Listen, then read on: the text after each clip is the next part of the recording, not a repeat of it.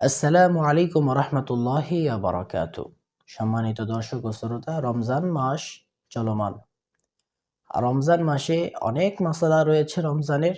আমাদের এই চ্যানেলে রমজানের বিভিন্ন মাসালা নিয়ে ধারাবাহিক পর্ব আকারে ভিডিও আসবে ইনশাল্লাহ।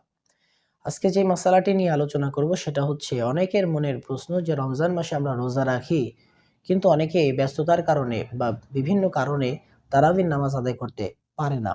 সুতরাং তাদের মনে একটা প্রশ্ন জাগে যে তারাবির নামাজ যদি আদায় না করা হয়, তারাবির নামাজ যদি ছুটে যায়, তাহলে আমাদের রোজা হবে কিনা। সম্মানিত দর্শক শ্রোতা, স্পষ্ট ভাষায় বলতে চাই, পরিষ্কারভাবে বলে দিতে চাই যে রমজানের দুইটা ইবাদত, সেটা হচ্ছে রোজা আর একটা হচ্ছে তারাবি। রোজার সাথে তারাবির কোনো সম্পর্ক নাই। রোজা একটা ভিন্ন ইবাদত, তারাবি একটা ভিন্ন ইবাদত। রোজা রাখলে আপনি রোজার সওয়াব পাবেন, তারাবির নামাজ আদায় করলে আপনি তারাবির সওয়াব পাবেন।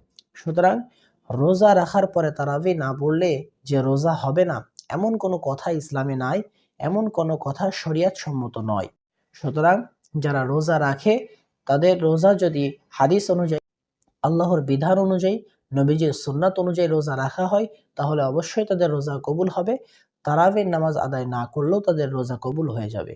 হ্যাঁ, রোজা রাখার পাশাপাশি যদি কেউ তারাবির নামাজ আদায় করতে পারে, অবশ্যই দ্বিগুণ সওয়াব পাবে সে, তারাবির সওয়াবও পাবে, রোজার সওয়াবও পাবে। সুতরাং পরিষ্কারভাবে আপনাদের সামনে এই মাসালাটি স্পষ্ট করে দিলাম যে রোজার সাথে তারাবির কোনো সম্পর্ক নাই। যে রোজা রাখবে তার রোজা কবুল হয়ে যাবে, চাই সে তারাবির নামাজ আদায় করুক অথবা না করুক।